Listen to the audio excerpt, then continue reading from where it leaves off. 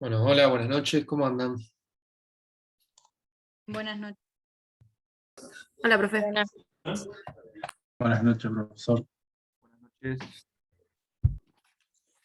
Bueno, veo que ya estamos casi un poquito más de la mitad, somos 25. Me han escrito algunos alumnos que están viniendo o están saliendo a alguna clase, así que bueno, vamos a esperar eh, hasta el 25 para tomar lista. Sí. Estuve este fin de semana con un poco de fiebre, algo anda circulando que estamos todos más o menos de la misma manera. Así que bueno, hoy me siento bien ahora. Voy a hacer el esfuerzo para que esto no sea el show de los bostezos. Así que pido disculpas por adelantado si es que eh, por ahí no estoy conectando de la mejor manera. Pero recuerdo que teníamos el tema pendiente de reservas, que teníamos también la cuestión pendiente sobre la relación entre el derecho internacional y el derecho interno, el caso argentino y cómo eso opera dentro de nuestro orden constitucional. Y también me gustaría adelantar, si es posible y es que tenemos tiempo, algunas apreciaciones sobre los principios de la Carta. En esta primera parte vamos a trabajar con el principio de libre determinación de los pueblos, más que nada porque está enfocado en la cuestión Malvinas. Ya vamos a ver de qué manera está enfocado y si opera plenamente, que obviamente va a caballo de toda la cuestión de la globalización dentro del sistema, de la descolonización, perdón, dentro del sistema de Naciones Unidas que nace en 1945 y que tiene mucho impulso a mediados de la década del 50, principalmente el año 1960 es bisagra, la resolución 1514 de la Asamblea General, y luego sería muy importante en las próximas décadas para poder entender de qué se trata la descolonización y si coincide o no con el principio de libre determinación de los pueblos.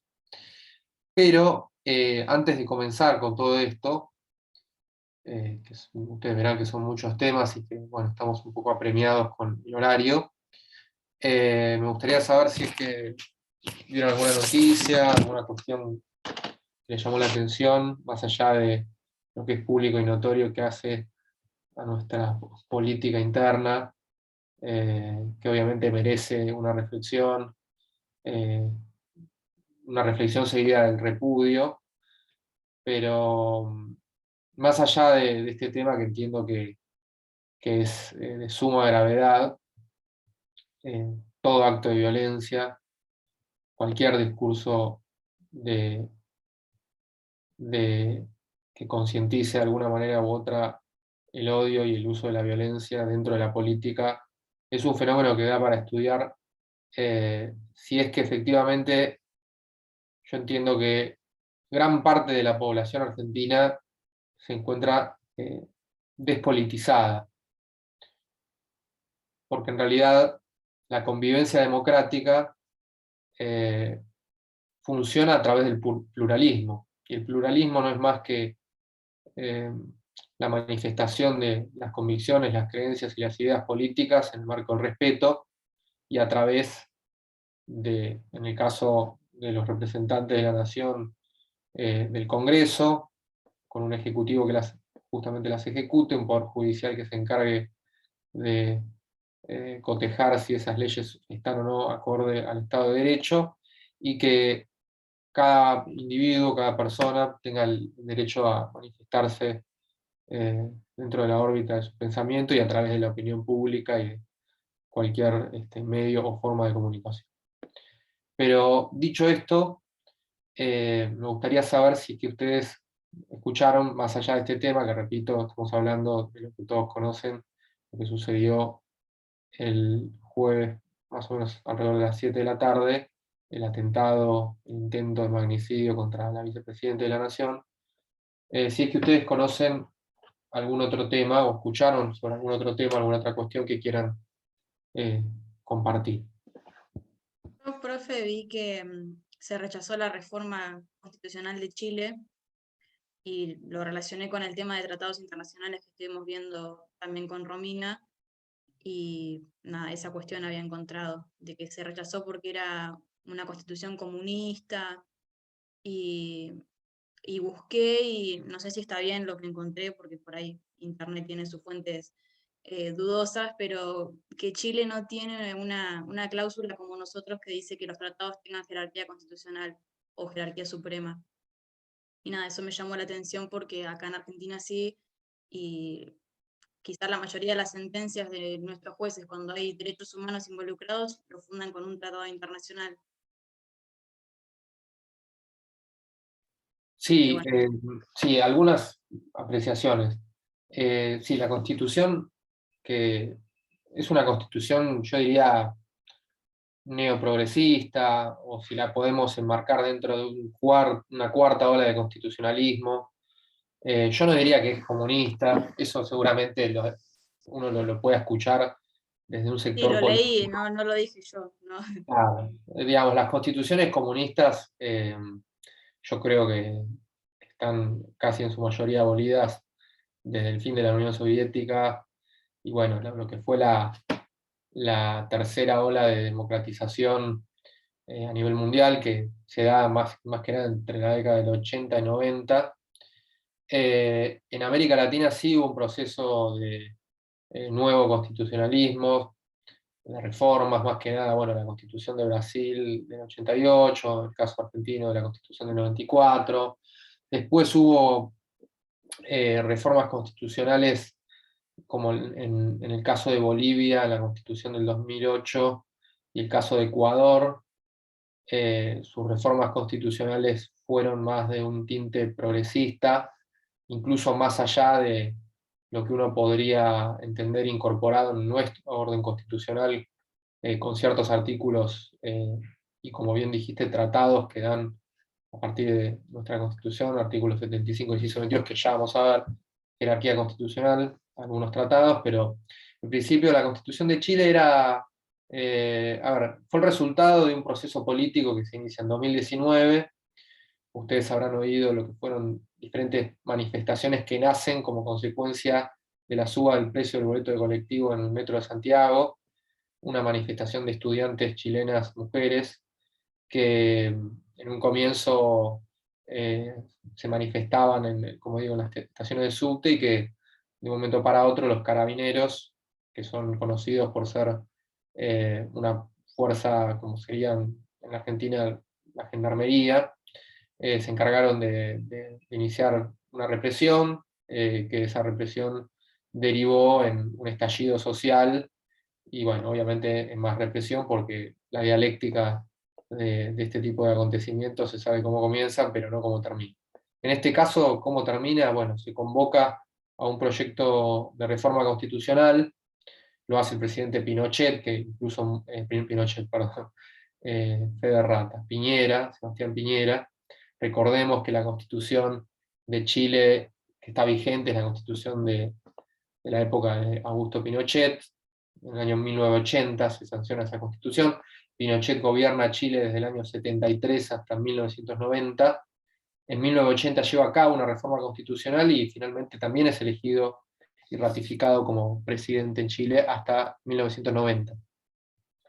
Después gana Patricio Aylwin, y bueno, se inicia un proceso que se conoce como la concordancia, ¿no? Que era un sistema de partidos, de centro, que alternaron el poder, bueno, básicamente hasta el año pasado, cuando gana Gabriel Boric, un candidato un tanto disruptivo por su vinculación con los sectores estudiantiles, con cierta tendencia progresista dentro de un sistema en Chile que tenía una representación socialista con el Partido Socialista de Bachelet, de Michelle Bachelet, pero que con el tiempo fue perdiendo legitimidad, más que nada porque se encargaba de continuar con los pilares de políticas de Estado que venían desde la década del 80, ¿no?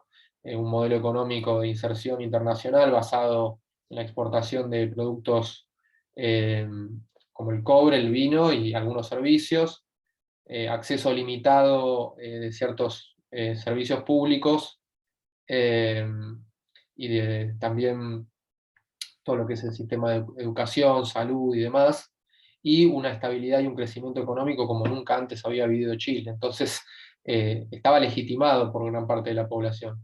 Lo que sucedió también en Chile, más allá de todas estas cuestiones que responden también al crecimiento económico que vivió Chile, pero que por otro lado no tuvo un grado de inclusión y de satisfacción de ciertas demandas de una clase media que había emergido, y que de repente se le hacía muy difícil el ascenso social a una nueva posibilidad vinculada con, como les digo, sistemas universitarios, salud, prepagas, sistema previsional.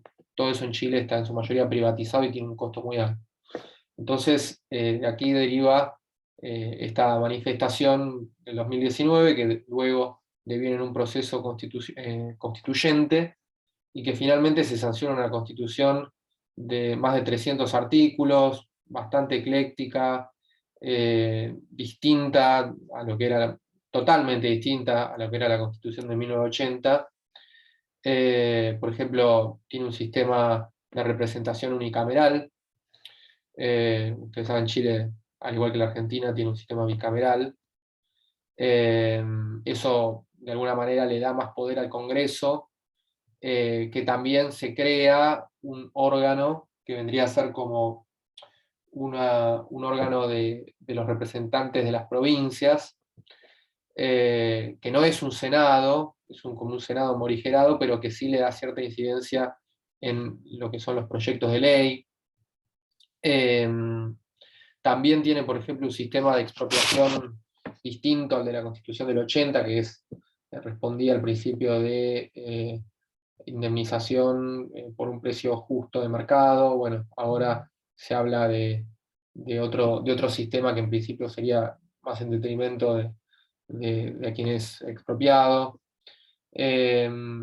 También se le reconoce un sistema multiétnico y plurinacional a todo lo que son las comunidades indígenas, principalmente la influencia que tiene el sector mapuche dentro del sur de Chile. Y bueno, todo esto evidentemente no fue aprobado por gran parte de la población. El 62% de los chilenos rechazó ese proyecto constituyente, y ponen un poco entre las cuerdas al presidente Boric, que hoy en día va a tener que convocar seguramente a una nueva asamblea constituyente, y ver de qué manera se puede abrir un canal intermedio entre la constitución del 80 y esta constitución que para muchos resultó ir más allá de las expectativas que tenía. Es un tema interesante en Chile. Va a haber ahora un seminario en Vitela sobre todo lo que fue este proceso. Van a venir 3 docentes invitados de Chile, y es online, así que si a alguno le interesa me escribe, se puede inscribir online y se va a dictar de manera virtual, es un Zoom. Es muy interesante. Pero bueno, todavía no está cerrado este capítulo. Sí, tenemos más o menos hasta hoy cómo derivó esta historia que eh, promete nuevas entregas. ¿Alguna otra noticia?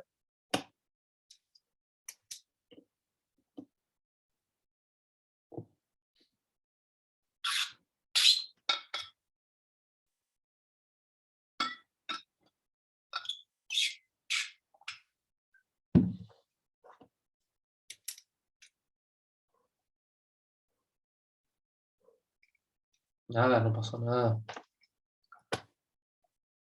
Yo tengo un ¿Hay una profesor nueva que... británica, Sí. puede ser?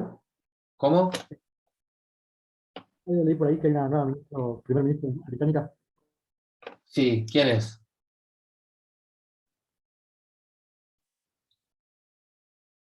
No me acuerdo el nombre. Bueno, después les voy a pasar a algunos medios que podemos leer noticias para estar informados por ahí de primera mano, de primera fuente, y tener más información y más datos que también nos ayuden a todos a entender por ahí estas noticias que uno escucha en la radio, en la tele, y que no se habla mucho de internacionales, en los medios, más allá de la guerra en Ucrania, pero hoy en día, bueno, todos los medios están más que nada puestos en la política interna. También es importante tener acceso a todos estos medios, así que yo después les voy a compartir algunas columnas, unas cuentas también que les pueden servir. Sí, ganó una nueva primera ministra en el Reino Unido, es Liz Truss, que fue la canciller de Boris Johnson, que entre paréntesis tuvo un intercambio muy divertido con un embajador chino a razón de la cuestión Malvinas, que vamos a ver la clase que viene. Este proceso que, bueno, en el Reino Unido, digamos, la pandemia llevó a que el gobierno de Boris Johnson implosionase.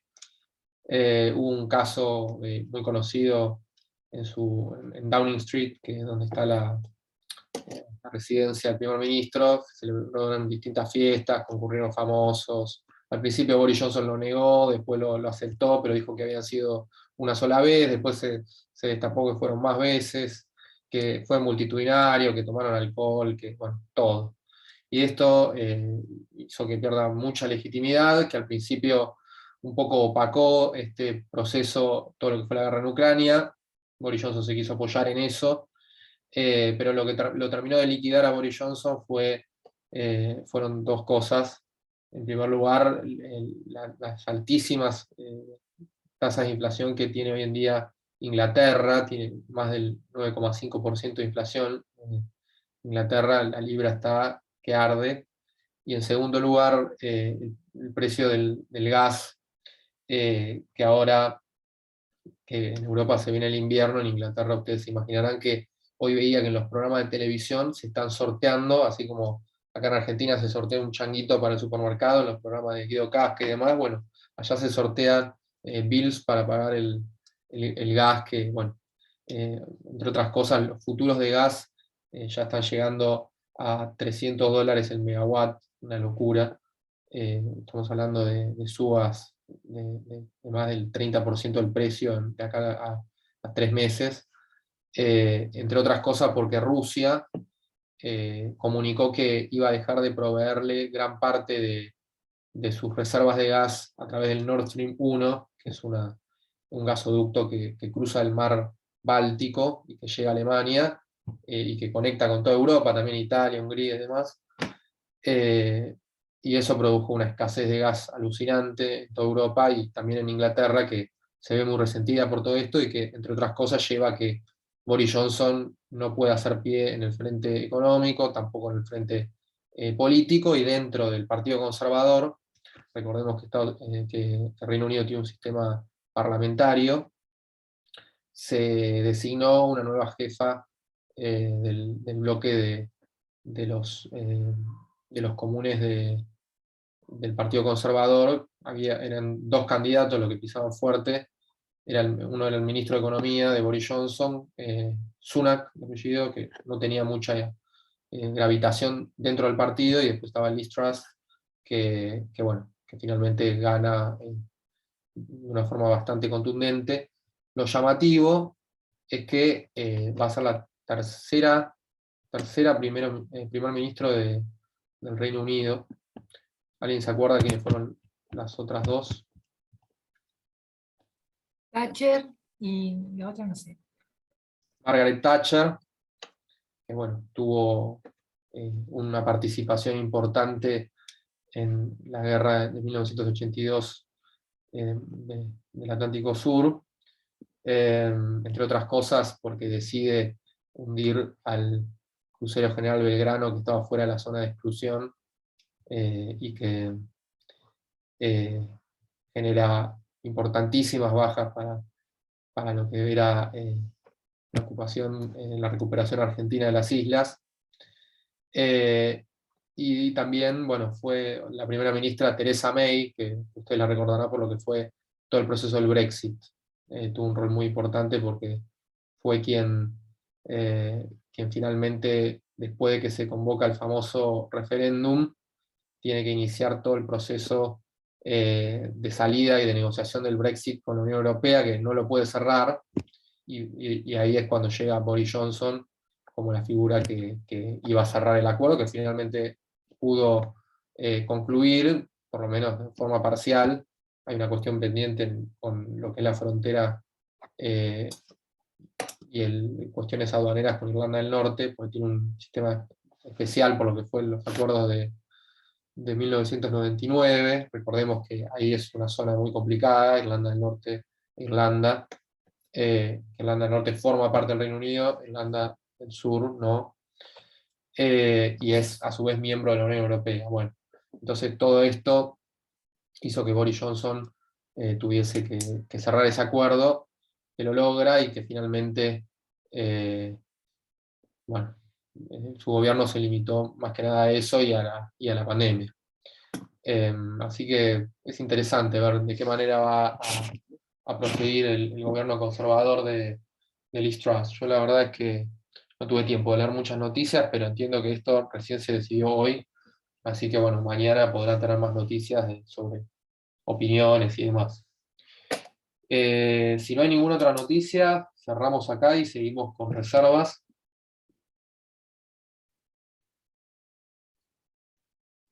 Bueno, vamos a hablar de reservas. El sistema de reservas en derecho de los tratados, nos ubicamos un poco en tema. La clase pasada vimos concepto de derecho de los tratados. Recordemos que hay dos convenciones, la Convención del 69 y la Convención del 86. Una sobre derecho de los tratados entre estados, la otra entre estados y organizaciones internacionales, pero son muy similares en sus lineamientos. Hablamos sobre lo que fue, sobre qué es un tratado, lo que es el ámbito de aplicación, material, temporal, espacial, personal. Hablamos sobre la entrada en vigor, bueno, primero todo lo que es el proceso de celebración de un tratado, los tratados en buena y debida forma, en forma simplificada, la entrada en vigor de un tratado, qué efectos genera, a partir de cuándo entró en vigor, cuáles son las obligaciones que rigen para los estados negociantes y después para las partes contratantes. Hablamos después un poco de normas de Ius Cogens, y hablamos sobre las normas imperativas del derecho internacional general, artículo 53, y también recuerdo que hablamos sobre el artículo 27 de la Convención de Viena, que hoy lo vamos a retomar, que tiene que ver con la imposibilidad de oponer el derecho interno para dejar de cumplir con las obligaciones emanadas de un tratado internacional. Cuando un Estado ratifica un tratado, lo puede hacer a su vez en los términos en que entienda conveniente. Esto es a través de reservas y declaraciones interpretativas. ¿Qué es una reserva? Básicamente, una reserva es una declaración unilateral, no tiene que tener una denominación en particular, pero simplemente tiene que dejar constancia al Estado que no quiere que una cláusula dentro de ese tratado surta efectos en su derecho. Entonces no se obliga dentro de los términos de esa norma, ¿no? El sistema de reservas históricamente tuvo un sistema de unanimidad. ¿Qué significaba esto? Que un Estado, si manifestaba una reserva y el resto de los Estados no aceptaba esa reserva expresamente, entonces el Estado que formulaba la reserva no era parte del tratado. Entonces, para que un Estado pudiese manifestar reservas, además de encontrarse permitidas, tenían que ser aceptadas por todos los Estados que fuesen parte de ese tratado. Esto Era algo así como una especie de contrato de adhesión, prácticamente. un contrato de adhesión. No, porque en el contrato de adhesión una de las partes no negocia, o sea, se somete a cláusulas preexistentes y lo firma llave en mano. En cambio, las reservas, el Estado sí podía negociar las cláusulas del tratado, lo que no podía era ser parte del tratado si el resto de los Estados no aceptaban la reserva. Esto se debía a que cuando se crea el sistema de la Liga de Naciones, la Liga de Naciones fue la organización internacional similar, vamos a decir, similar a las Naciones Unidas, que nace después de la Primera Guerra Mundial y que fracasa, bregaba por la universalidad de los tratados. Por la unanimidad en los tratados, para que las convenciones internacionales se cumpliesen, porque si se formulaban reservas y los estados no aceptaban esas reservas, entonces iba a haber pretextos para incumplir las convenciones, y es justamente lo que no se buscaba, porque lo que sucedió después de la Primera Guerra Mundial fue que hubo una potencia vencida que fue compelida a cumplir con todo un sistema de normas que le fueron impuestas, que nacen principalmente en el Tratado de Versalles, ¿no? Que se habla, por eso los alemanes hablan de una dictat, de un dictado que le hicieron en Versalles.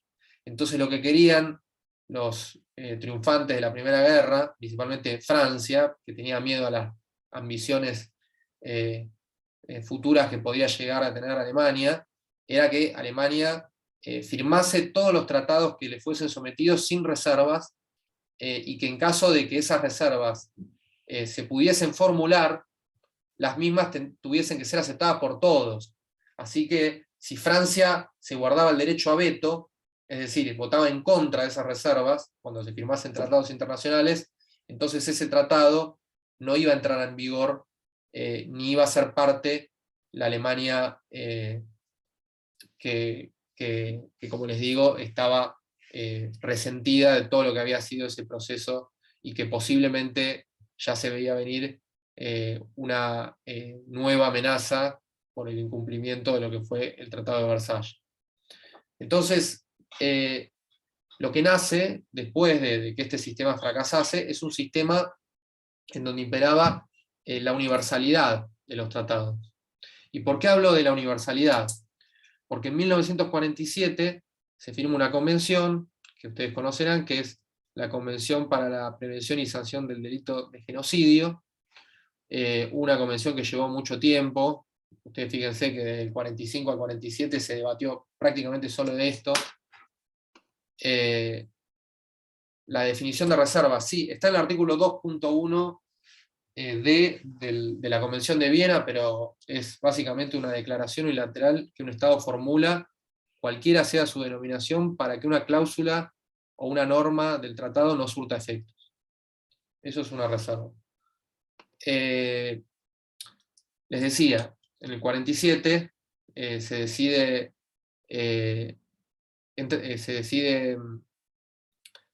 firmar esta convención contra la prevención y sanción del delito de genocidio, pero sucedía que muchos estados estaban reticentes sobre ciertas cláusulas, principalmente las cláusulas referidas a la solución pacífica de controversias, al sistema que implicaba un sometimiento ante la Corte Internacional y demás.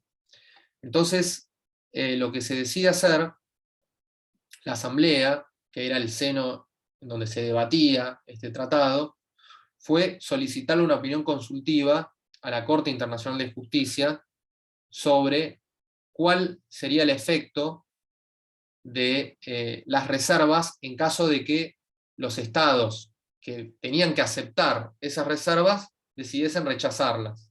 Es decir, cuál era el efecto de una oposición ante una reserva. Y en su caso, si existía oposición a esa reserva, cuál era el efecto respecto del Estado que formuló la reserva, es decir, si ese Estado era parte del tratado o no. Entonces, esta opinión consultiva que se le solicita a la Corte Internacional de Justicia, finalmente decide contestar a estas tres preguntas de la siguiente manera. En primer lugar, dice que las reservas son válidas siempre y cuando no contraríen el objeto y el fin del tratado. Eso es una norma sustantiva para la procedencia de las reservas. Ahora vamos a ver cuáles son los requisitos para que proceda una reserva, pero esa es la fundamental. No puede contrariar el objeto y el fin. Por ejemplo, en la Convención contra la Prevención y Sanción del Delito de Genocidio, no puede contrariar la definición, no puede formularse reserva alguna sobre la definición de genocidio.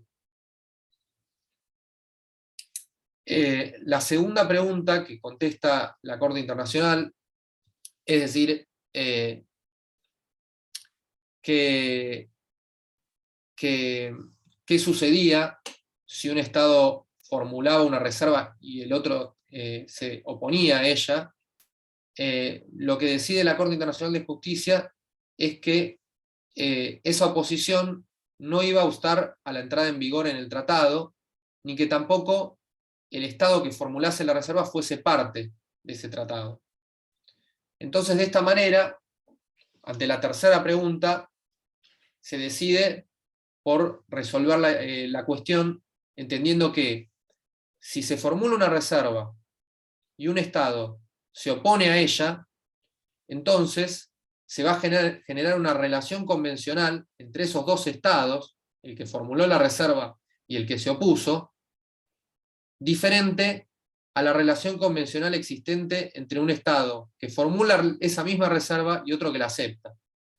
Y así se conforma un arco de relaciones jurídicas dentro de un tratado que puede regir diferentes situaciones según el Estado que formulase la reserva y el Estado que la aceptase o no.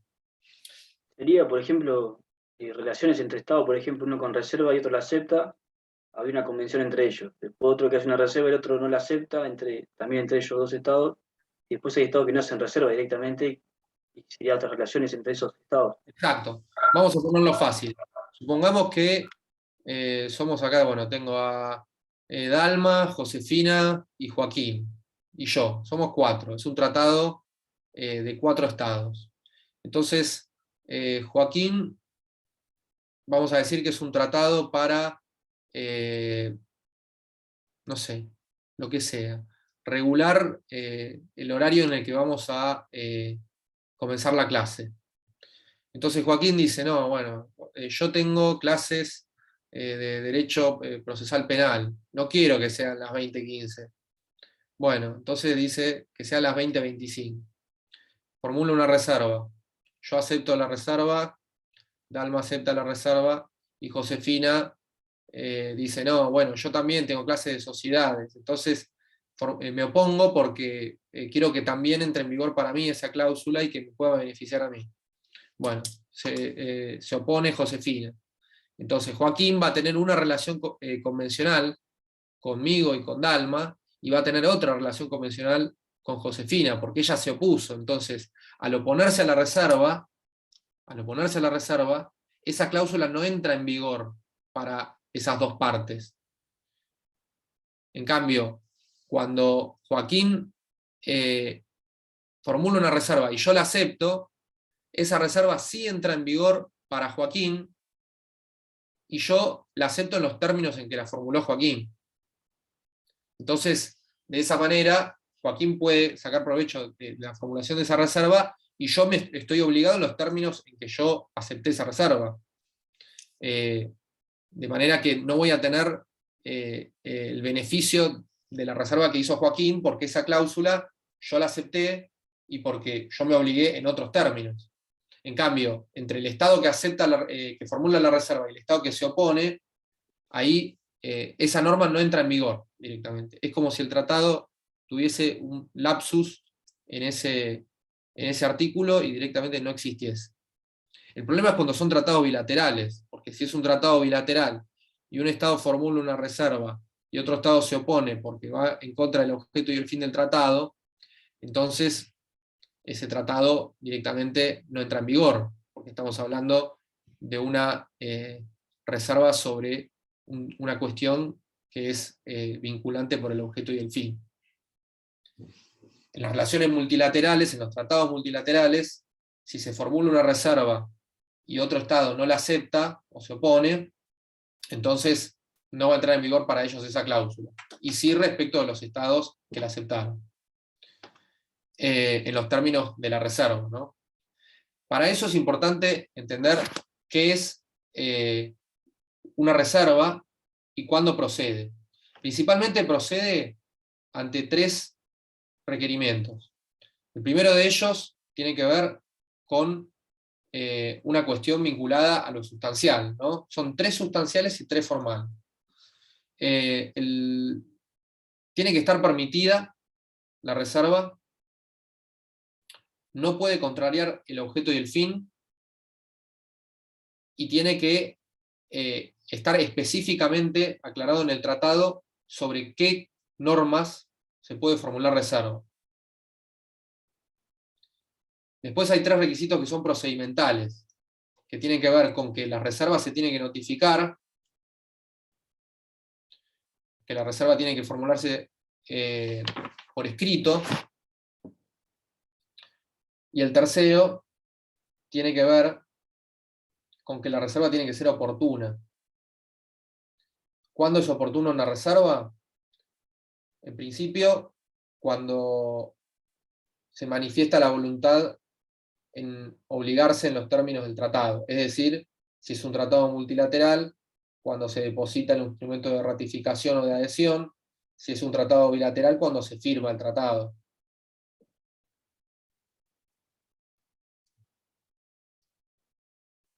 Ahora bien, ¿qué es una oposición a una reserva? Bueno, es una declaración unilateral que formula una de las partes de un tratado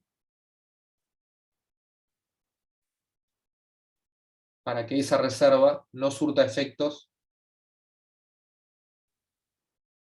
hacia ese Estado. Es como una suerte de esgrima. Un Estado formula la reserva y otro Estado se opone. ¿Cuál es el Como si resultado? oponible o inoponible, digamos, casi lo mismo. Exactamente. Oponible del Estado. Claro. Si una reserva es oponible cuando no media oposición, es decir, cuando hay aceptación. Una reserva no es oponible cuando el otro Estado decide oponerse a ello.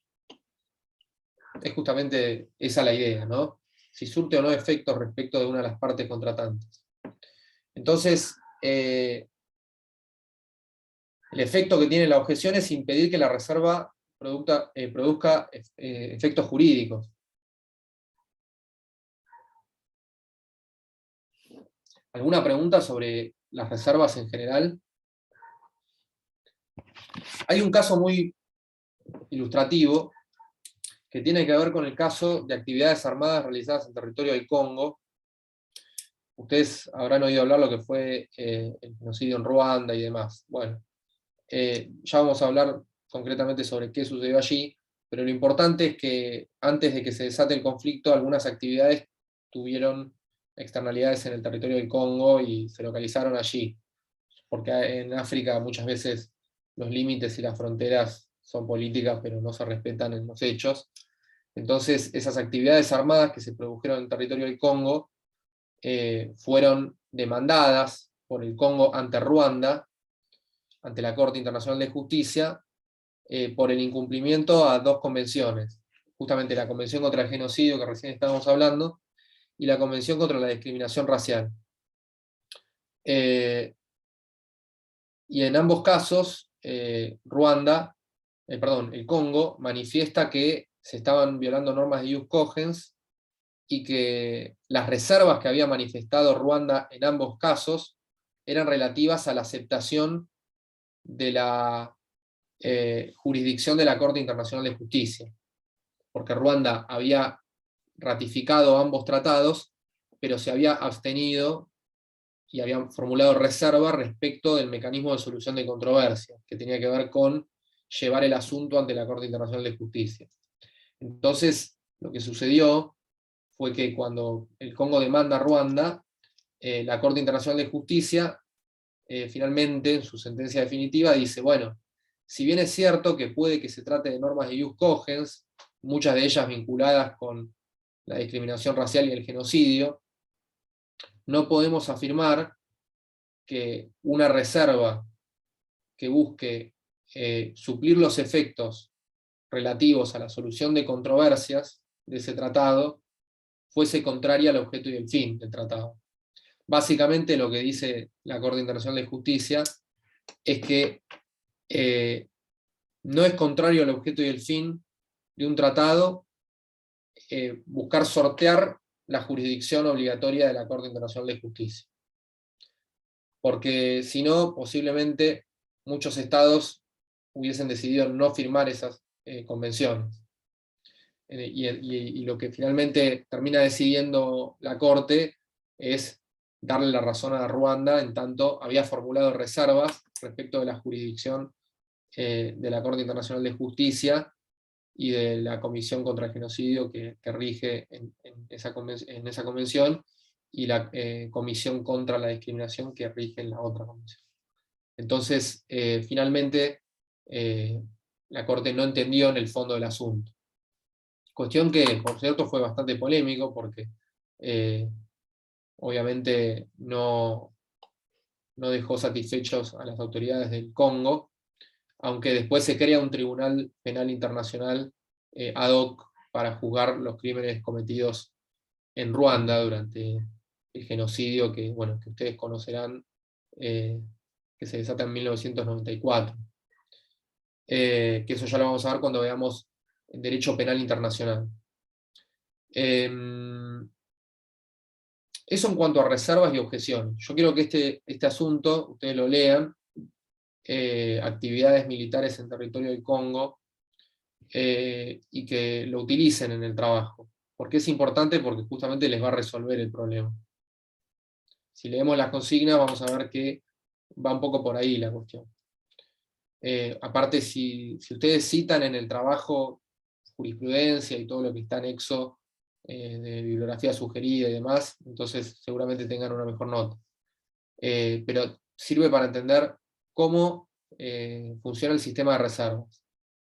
Entonces, estos son dos leading cases. La opinión consultiva del 47 y el caso de actividades militares en territorio del Congo. Ahora vamos con otro tema, que tiene que ver con... ¿Puede repetir los leading case? Perdón. Sí, la opinión consultiva sobre la Convención contra el Genocidio es una, y el tema de actividades militares en el territorio del Congo, que es Congo versus Ruanda, ante la Corte Internacional de Justicia.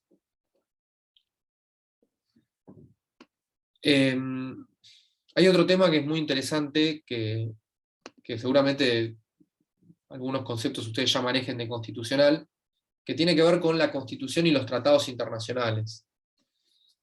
Este es un problema que toca varios artículos de la Constitución Nacional, y que tiene que ver con la forma en que un tratado ingresa al derecho interno, es decir, hace a lo que es el proceso de incorporación, que como yo les dije, un tratado multilateral se negocia y se firma en sede extranjera, lo hace el Poder Ejecutivo, porque el Poder Ejecutivo tiene la conducción de las relaciones exteriores, artículo 99, inciso 11, y después es el Congreso el que se encarga de aprobar o rechazar, mediante un acto parlamentario, ese tratado. Y oportunamente le ordena al Ejecutivo manifestar reservas o declaraciones interpretativas sobre alguno de los puntos de ese tratado, o de los términos de ese tratado. Y después es nuevamente el Ejecutivo quien se encarga de depositar el instrumento de adhesión o ratificación.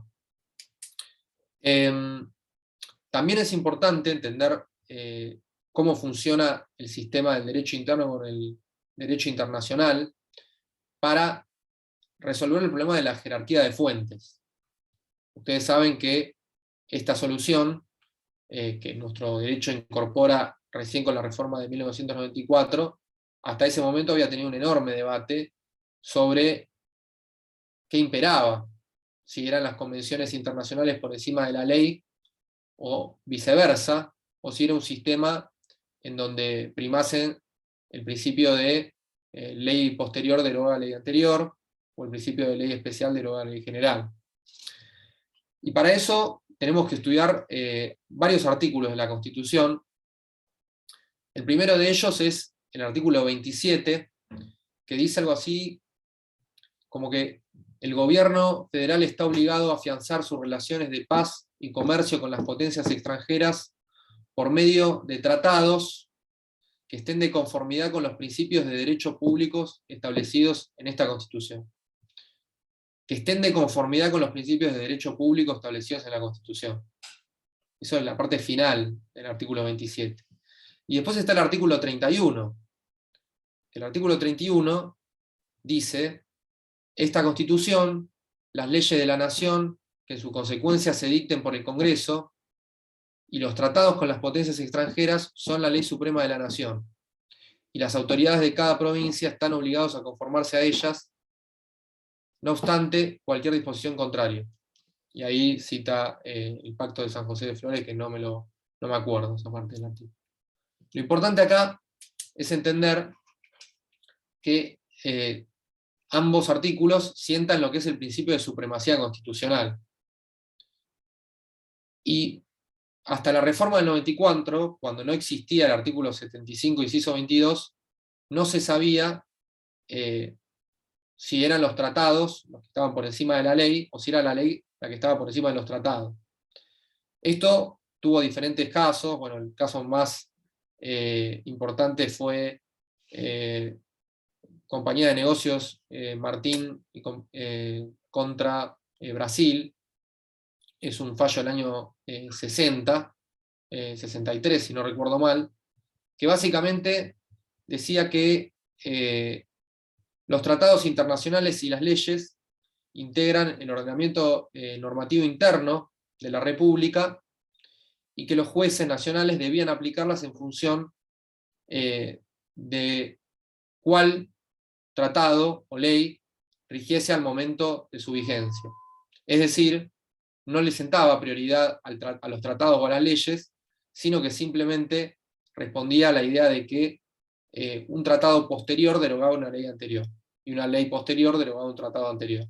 Entonces, de esta manera, lo que sucedía es que la Argentina a veces incumplía sus obligaciones internacionales, porque si una ley interna puede derogar un tratado internacional, entonces de esa manera Argentina iba a estar constantemente bajo responsabilidad internacional, porque una ley derogaba lo firmado con un Estado o con una potencia extranjera, y eso llevaba a que la Argentina incumpla.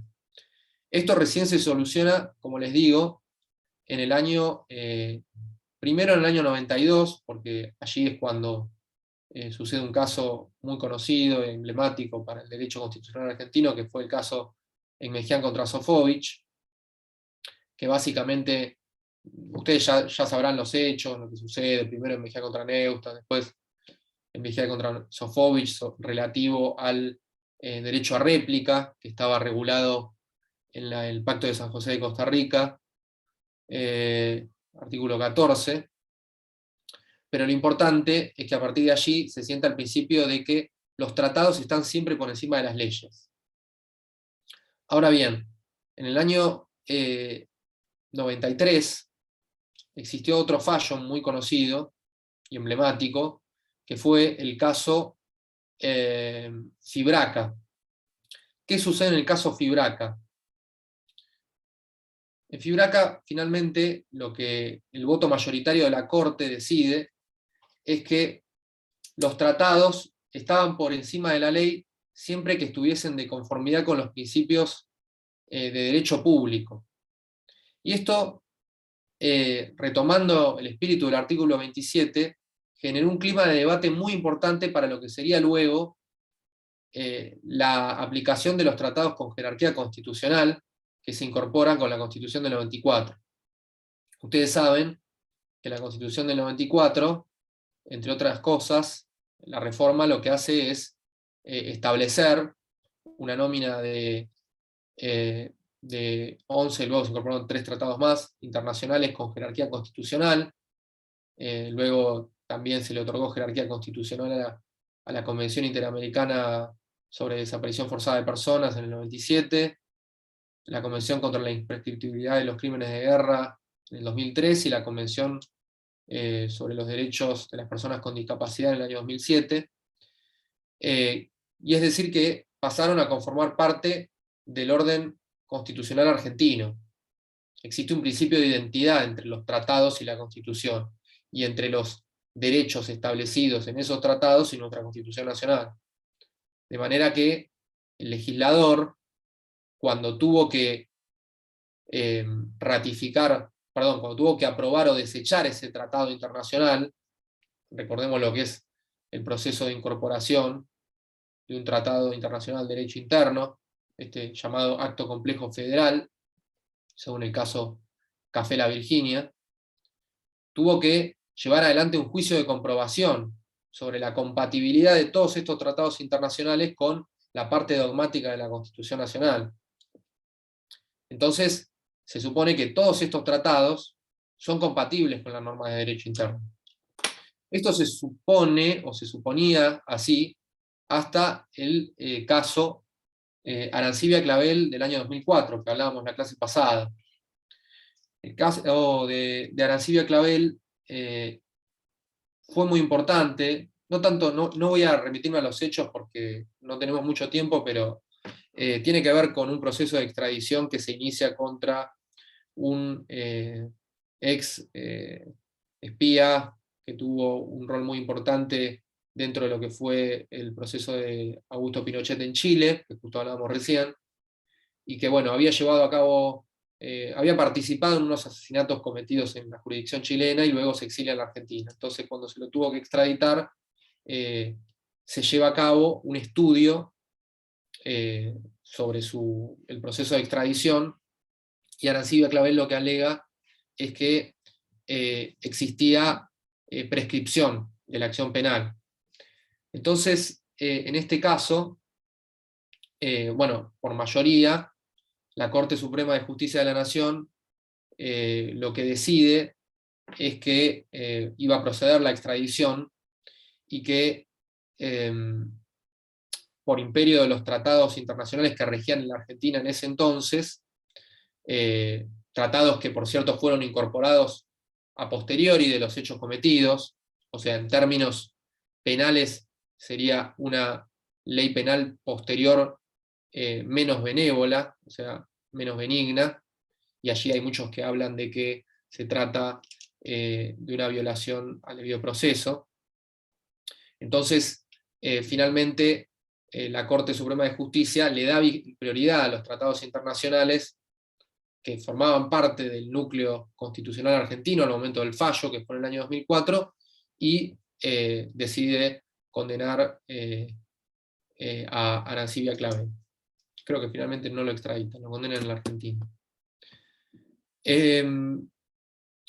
Hubo dos disidencias en ese caso, de los jueces Belucio y Fay, que referían de que los tratados internacionales tenían una jerarquía de segundo rango, incluso aquellos que tenían jerarquía constitucional. Es decir, estaba la Constitución Nacional, los tratados con jerarquía constitucional, los tratados internacionales, las leyes, los decretos, las normas, y las constituciones provinciales, las normas dientes. Entonces, la jerarquía de fuentes, de alguna manera, se veía controvertida. Eso fue el caso de Arancibia Clavel, y esta votación fue en disidencia, es decir, lo que primó en el caso de Arancibia Clavel fue la aplicación de los tratados de derechos humanos que regían hasta aquel entonces, y por ende no le dio la razón a Arancibia Clavel respecto de la posible prescripción de la acción penal. Este caso luego también sería de alguna manera replicado en lo que fue el caso Simón, 2 años después, a partir de dos leyes que fueron sancionadas durante la presidencia del presidente Alfonsín, que fueron las leyes de obediencia de vida y punto final.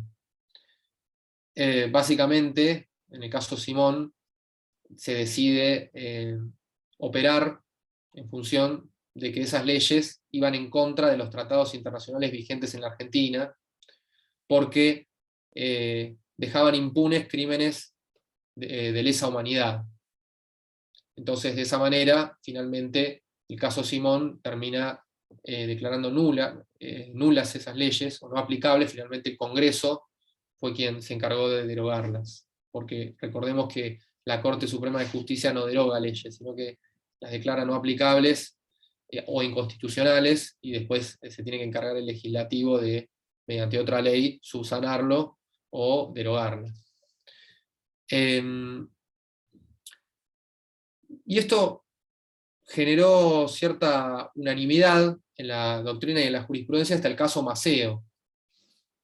En el caso Maceo, lo que sucedió fue que la Corte Suprema de Justicia de la Nación declara la inconstitucionalidad de un indulto que estaba basado en autoridad de cosa juzgada, en un proceso por graves violaciones a los derechos humanos, también durante lo que había sido la dictadura militar que se inaugura en el año 76. ¿Qué sucede en Maceo y por qué fue tan controvertido? Porque la Corte lo que hace es revisar un caso que ya había tratado. Los indultos que se habían otorgado, dos series de indultos que otorga el presidente Menem hacia mediados de la década del 90, mediados del año 90, 1990, fueron revisados por la Corte Suprema de Justicia de la Nación en su momento, con una integración distinta, y fueron considerados constitucionales. Y eso, 20 años después, cuando llega el caso Maceo, la Corte Suprema, en una nueva integración, decide declarar a esos indultos como inconstitucionales, y básicamente lo que hace es revisar una sentencia que ya tenía calidad de cosa juzgada. Y por ende, retomando el argumento que se había establecido en el caso Arancibia Clavel y en el caso Fibraca, respecto de los principios de derecho público establecidos en esta Constitución, ya no se estaba violando el principio de retroactividad de la ley penal. Es decir, si operaba un tratado internacional sancionado después del año 94 y jerarquizado constitucionalmente después del año 94, y mucho después de los hechos que se habían cometido en la década del 70. Sino que se estaba revisando un principio, que es el principio de cosa juzgada, y el principio de nem bis in idem, que es la consecuencia principal de ese principio, y que por ende se estaba violando el principio de legalidad, que es un principio que nosotros sabemos que tiene un asidero muy importante, artículo 18 de nuestra Constitución, y que en materia penal es intransgredible. Entonces, en este asunto, en donde finalmente la Corte Suprema de Justicia de la Nación siente una mayoría con una disidencia parcial de la jueza Argibay. La jueza Argibay, en el caso Arancibia Clavel, había hecho un voto a favor, pero había hecho una salvedad en cuanto a los casos en que procedía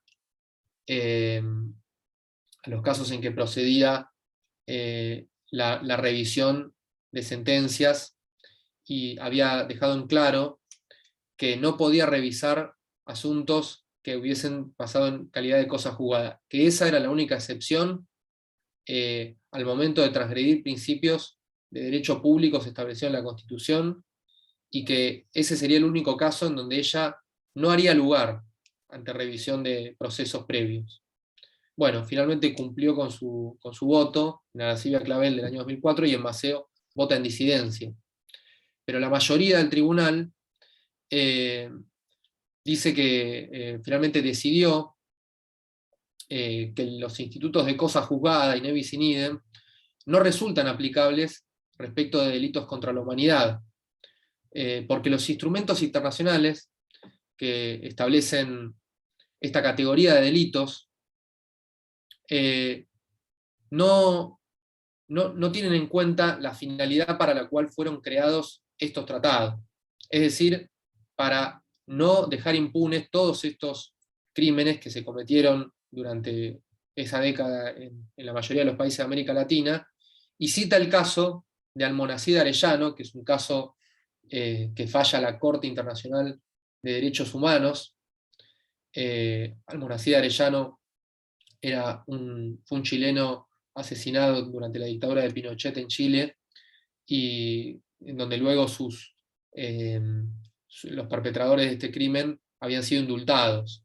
Entonces, la Comisión Interamericana lleva el caso ante la Corte, y la Corte decide declarar a Chile como violadora de la Convención Americana de Derechos Humanos, porque justamente no se podía indultar, por más de que ese indulto estuviese revisado por el Tribunal Supremo del país, y que en esos términos Chile era responsable por haber violentado la Convención Americana de Derechos Humanos.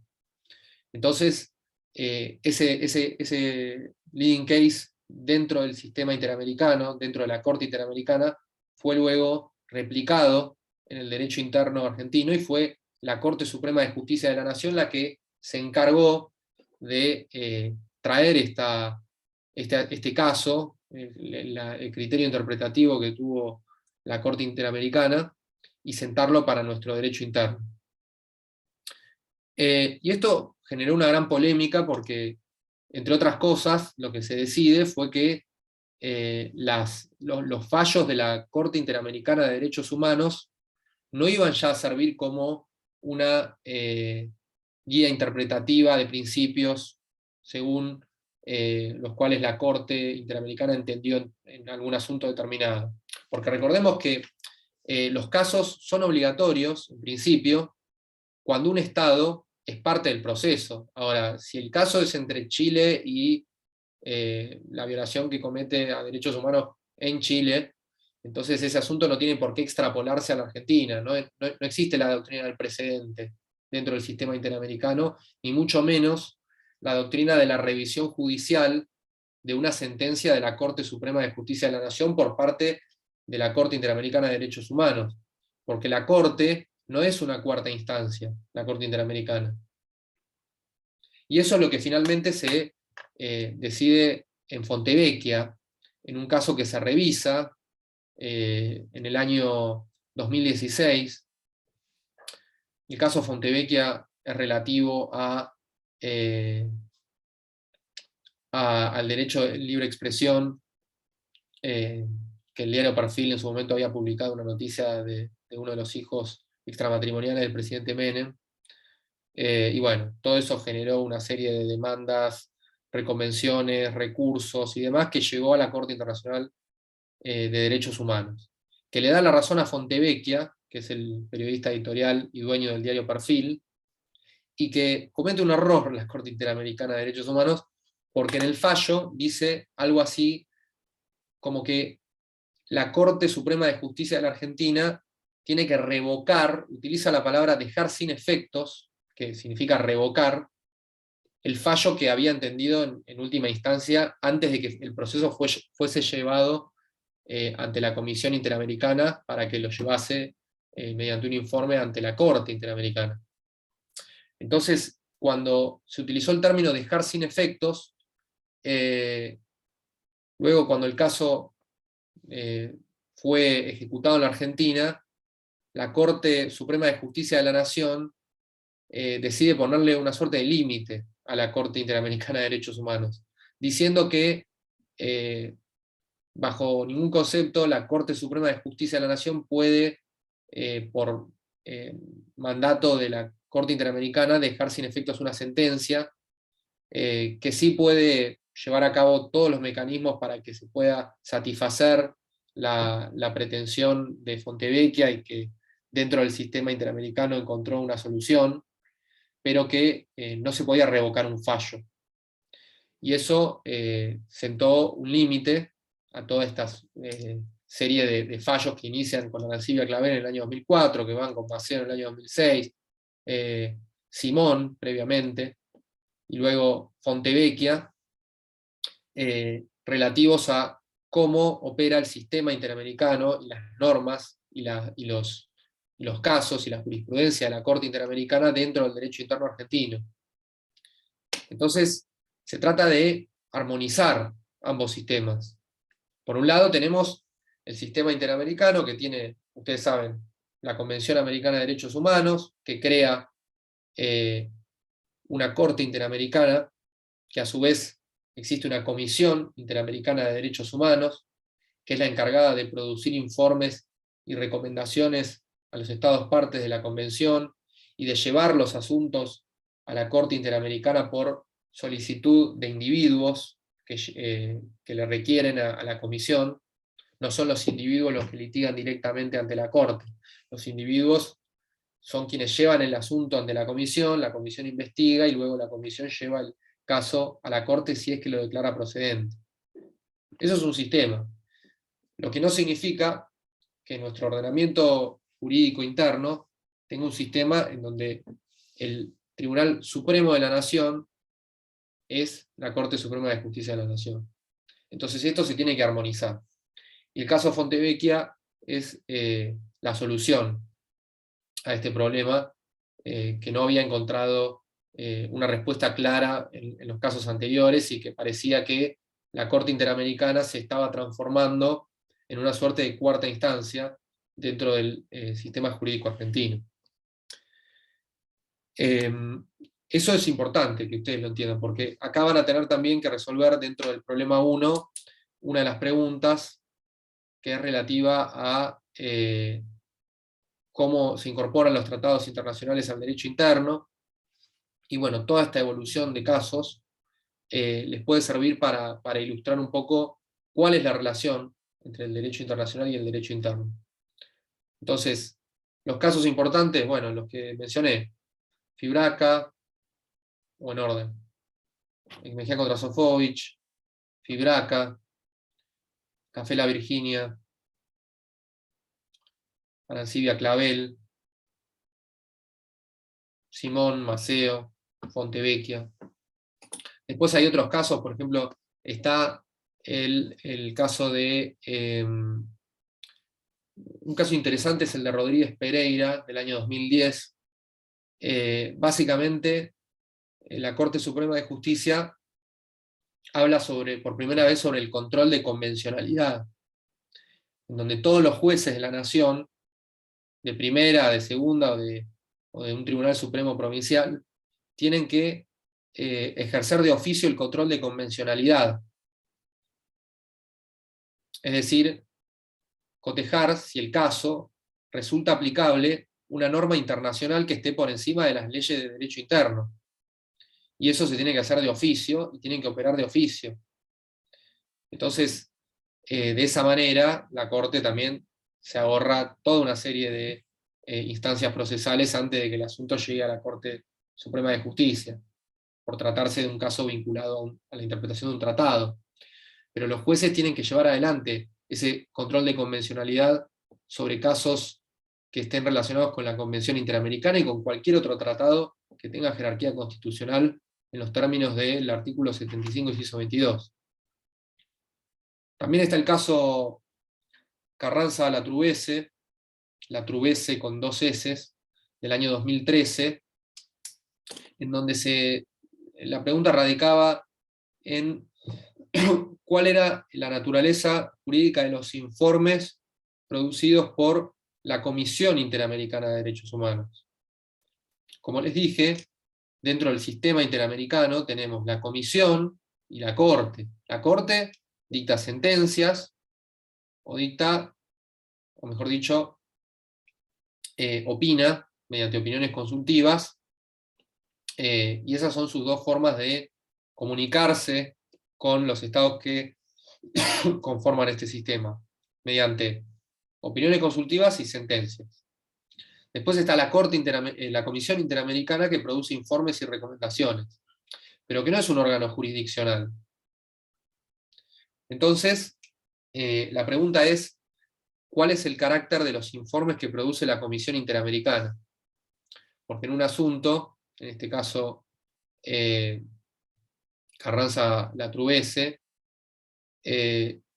se preguntaba acerca, era un recurso que había interpuesto un juez de, si no recuerdo mal, de la provincia de Chubut, a raíz de una destitución como juez provincial. Entonces, Carranza-Latrubese cita un informe de la Comisión Interamericana de Derechos Humanos. Y en ese informe, que le daba un argumento sólido al ex juez de Chubut, cita ese caso, que llega a la Corte Suprema de Justicia de la Nación, y que la pregunta radicaba en que si ese informe que había producido la Comisión Interamericana era vinculante o no. Si era vinculante, Carranza-Latrubese tenía razón y por lo tanto había que indemnizarlo por el perjuicio causado por haber sido destituido como juez. Si no era vinculante, entonces Carranza-Latruese no cobraría los daños relativos más que nada a toda la jubilación que hubiese tenido como juez, lo destituyeron. Entonces, finalmente, lo que decide la Corte Suprema de Justicia de la Nación por mayoría calificada, no fue un fallo unánime, pero fue una mayoría, entre ellos, bueno, el juez Maqueda, Zaffaroni, Petracci, Fait, y la disidencia fue importante porque fallaron en contra Lorenzetti, Argibay y Hayton de Nolasco. Fue 4-3 la votación. Lo que se decide es que las recomendaciones son vinculantes. Y los informes de la Comisión Interamericana son vinculantes. Y la pregunta es, ¿por qué son vinculantes? Bueno, la respuesta está en la Convención de Viena de Derecho de los Tratados que acabamos de leer.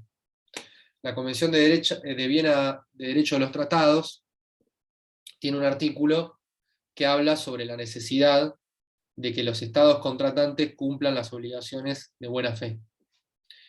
Y la interpretación que hizo la Corte Suprema es que si uno se somete mediante la Convención Americana de Derechos Humanos al sistema interamericano, entonces una lectura armónica y de buena fe hace que todos los informes que produzca la Comisión Interamericana también tengan carácter vinculante para el Estado que conforma la Convención Americana de Derechos Humanos. Entonces, eso es lo que decide la Corte Suprema con un fallo en mayoría, y la disidencia, por otro lado, también cita la Convención de Viena de Derecho de los Tratados, porque habla que la Convención de Viena, cuando leemos las normas de interpretación, si uno hace una interpretación textual de una convención internacional, entonces la palabra recomendación o informe no nos da a entender que se trata de algo obligatorio, no es una sentencia. Entonces la interpretación textual o gramatical del término no le da carácter de una decisión judicial obligatoria, cuyo incumplimiento generaría responsabilidad del Estado. Entonces, como un informe o una recomendación no tiene carácter ejecutivo y jurisdiccional, porque son meras recomendaciones o meros informes, entonces no se trata de un informe o una recomendación vinculante, sino de simples informes que eventualmente podrán tener algún litigio ante la Corte Interamericana, pero que hasta tanto eso se produzca, se tratan de meras guías de interpretación amplia y no son vinculantes en términos jurisdiccionales, no son sentencias. ¿Hasta acá alguna pregunta?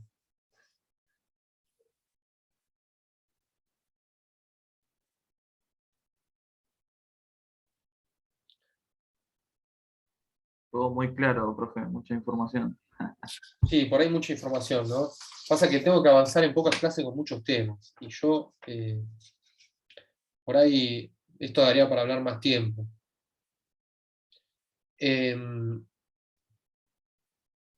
Son muy interesantes estos fallos, hay que conocerlos, todos estos fallos. Yo lo que quiero es que ustedes apliquen de la Convención de Viena. Yo no quiero que... Es imposible que salgamos especialistas en tratados, porque ni los que estudiaron 10 años de Derecho de los Tratados son especialistas en tratados. El tema acá es que ustedes entiendan lo que es una reserva, lo que es una objeción. Si tienen alguna duda, pregúntenmela, porque estamos para eso. Cuando una reserva es inválida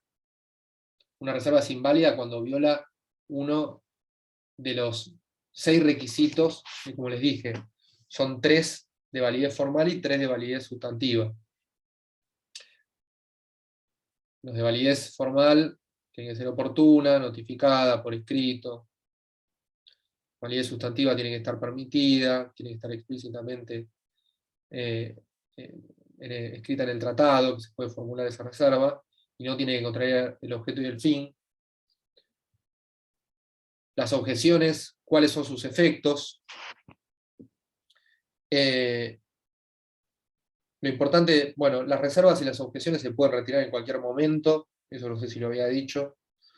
El efecto que tienen las objeciones es el de, como bien dijeron ahí, dejar inoponibles los efectos de una reserva. Un tema importante es cómo se interpretan los tratados. El método textual es el que se aplica en este caso que mencioné recién.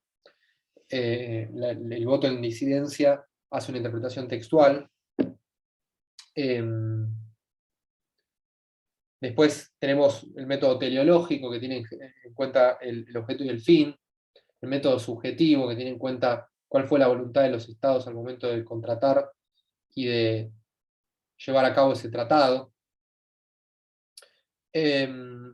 También se tienen en cuenta en materia de tratados todo lo que es la conducta posterior de los estados. Porque recordemos que en derecho internacional no hay jerarquía de fuentes.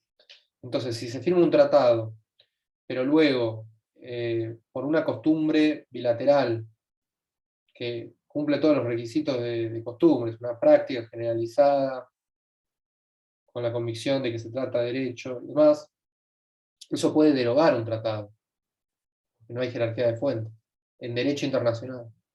En el derecho interno sí, y es la que vimos recién.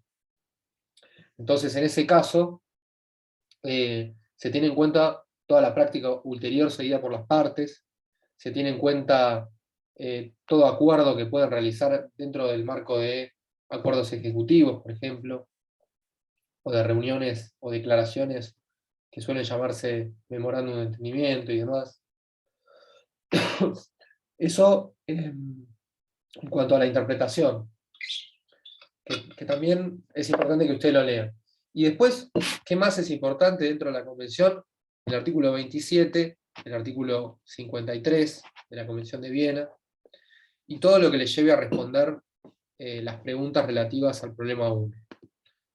Lo demás, por algo no lo preguntamos, porque tampoco la idea que se anden martirizando por la Convención, que yo entiendo que es un tema muy importante dentro de la materia, pero que a los efectos prácticos hay cuestiones que son sustantivas que no pueden dejar de ser preguntadas y son las que están en el trabajo. Las demás cosas, posiblemente, si fuese un parcial, al día siguiente se las olviden. Esto es lo que yo quiero que aprendan, que entiendan y que incorporen y que bueno, se lleven esa idea del derecho de los tratados. ¿Hay alguna pregunta?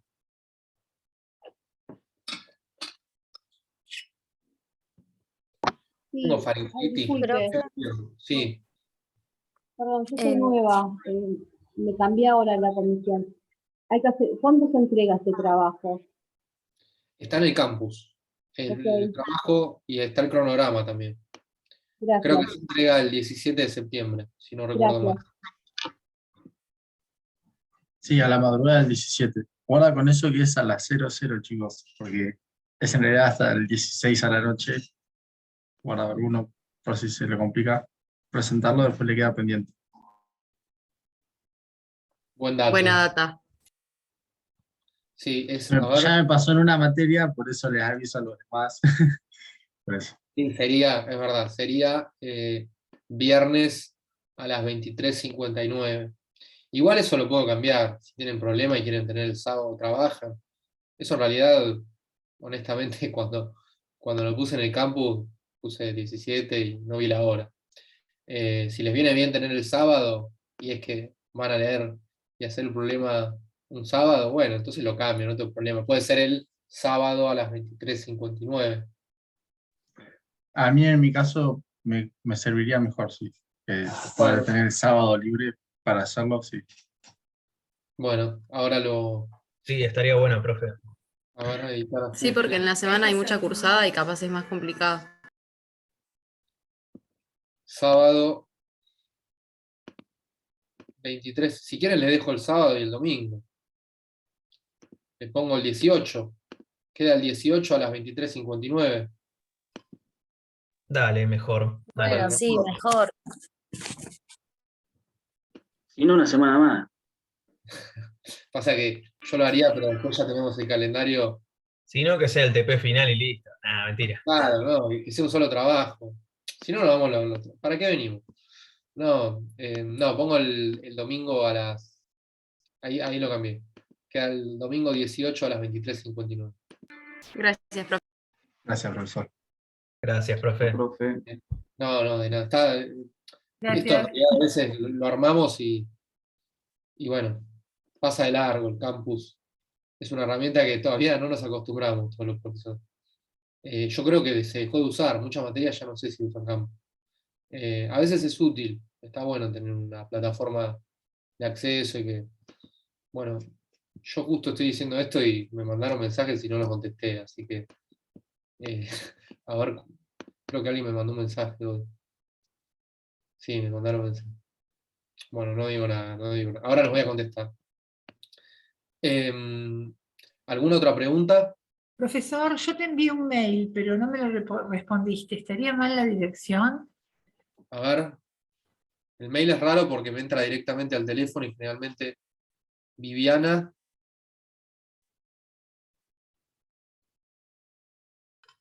Profe, No, ¿puede repetir cómo es su mail por el caso de alguna consulta o algo?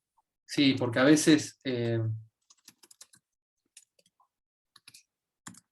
fíjense que es Mariano A. de Rosa, porque a veces Ah, te ponen lo envié mal. Te lo envié mal. Ah, sí, sí, se me pasa siempre. Pasa que hubo alguno que me robó y era más fácil Mariano de Rosa. Pero bueno, tuve que poner una A en el medio. Así que bueno, Viviana, no, me lo mandás y yo te contesto. Por el mail siempre lo veo, me llega al teléfono. ¿Alguna otra pregunta? Bueno, chicos, no, y después, a ver, ¿qué puedo mostrarles? Para buscar noticias,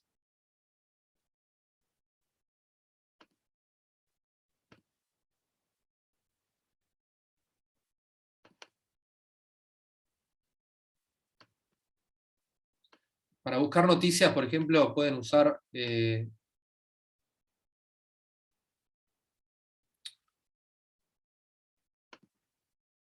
Economist, un medio, es británico, pero generalmente sube noticias internacionales. Tengo medio tildado esto, ¿no?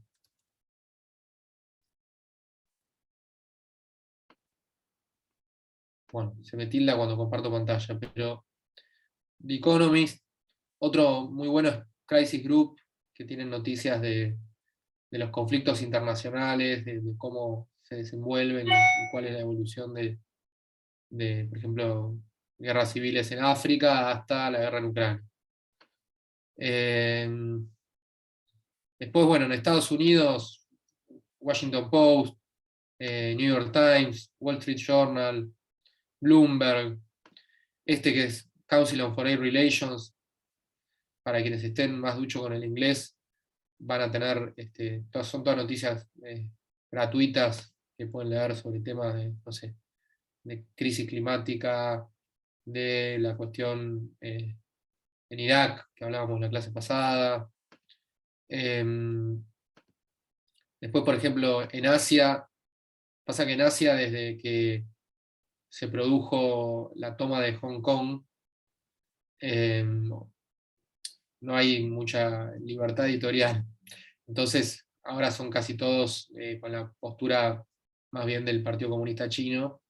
Global Times, el más conocido. South China Morning Post, que se redactaba en Hong Kong. Bueno, y ahora también, como les digo, va más para el lado de la ideología del Estado que lidera el Partido Comunista Chino. Tienen también otros medios, por ejemplo, en América Latina, para ver noticias de América Latina desde Estados Unidos, está American Quarterly, con Q e Y al final, Quarterly. Bueno, muchos medios, bueno, en Europa tienen el Council on Foreign Relations, que también, este es el fr.eu. Bueno, son diferentes medios que por ahí van a conseguir noticias más fácil. Así que bueno, ¿alguna otra pregunta?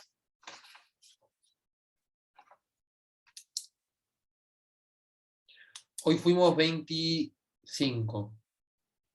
Así que tengan en cuenta por el tema de las asistencias y demás, que bueno, que no sé bien hasta ahora cuántos somos definitivamente, pero tengo entendido que estamos por este número. Así que bueno, cualquier cosa, yo ahí leí que si algún día tienen algún tema particular de inasistencia o no pueden llegar, me escriben y no hay problema, pero bueno, sí tenemos en cuenta el tema de la asistencia para lo que son los problemas. Así Una que, consulta, antes, sí, están preguntando en el grupo qué te referís cuando hablas de redactar un ensayo en el trabajo. Estaban preguntando porque bien, no se entendía el... bien. ¿Qué es un ensayo? Buena pregunta. Un ensayo es un género narrativo que consta de 3 partes: una introducción, un cuerpo y una conclusión. En la introducción se desarrolla, no se desarrolla, se introduce justamente, se presenta una idea sobre un tema, y en el cuerpo del ensayo se plantea el punto de vista a través de diferentes recursos argumentativos. Puede ser con citas de autoridad, el ensayo también permite la utilización de metáforas, por ejemplo. Pueden ser con datos, pueden hablar de datos, aunque los datos numéricos generalmente no están en un ensayo muy bien vistos porque no están narrados, no es un paper académico, un ensayo, sino más bien la idea es que ustedes tengan la libertad para escribir y desarrollar algo original. O sea, lo que buscamos es... Profe, Sí, perdón, ¿podemos citar? O sea, hacer citas y citamos, por ejemplo, pueden APA, citar, cosas así. sí, pueden citar con normas APA o con cualquier otra forma. El tema es que lo que Gracias. busco es que ustedes en el ensayo no me hagan una reproducción literal del libro, ni de lo que, no sé, dice Wikipedia o que sea una recolección de información de datos sin un orden, sino que ustedes lo hagan de manera original, que bueno, que planteen y introduzcan el problema, que dejen sentada también una posición, obviamente con solvencia y basado en lo que se vio y en la materia, ¿no? En el derecho internacional, más allá de la opinión que pueda tener personal uno, pero sí que ustedes puedan, dentro de este contexto, elaborar algo escrito que tenga una dosis de creatividad. No buscamos que sea un escrito judicial, ni un informe, ni nada que posiblemente hayan hecho hasta ahora en la facultad, sino que sea más bien un ensayo, en los términos más vamos a decir, como lo posiblemente hicieron en la secundaria, en cuanto al formato, ¿no? Después el contenido, obviamente que es universitario, pero digo, si es que ustedes no redactan ensayos o no están acostumbrados a este género, bueno, pueden buscar de qué se trata, o yo les puedo enviar alguna otra recomendación sobre cómo escribir un ensayo, pero es algo que no es una acumulación de información, ni tampoco es una respuesta a una pregunta, ni tampoco es un escrito con acápites y títulos y subtítulos, ni tampoco es un informe pormenorizado sobre un tema, sino que es algo más bien creativo. Por eso se califica eso también. ¿Alguna otra pregunta? Gracias, profe. No, de nada. Bueno, entonces ya cerramos, chicos. Nos vamos 21:46, un minuto nada más por fuera del horario, así que bueno. Suerte el miércoles, que creo que va a estar Fabio Farinella también. Nos vemos el lunes de la semana que viene. Así que bueno, suerte con Romina y Fabio y el resto de la semana y el resto de las materias que estén haciendo. Gracias, profe. Profe, Gracias. gracias. Nos vemos. Suerte.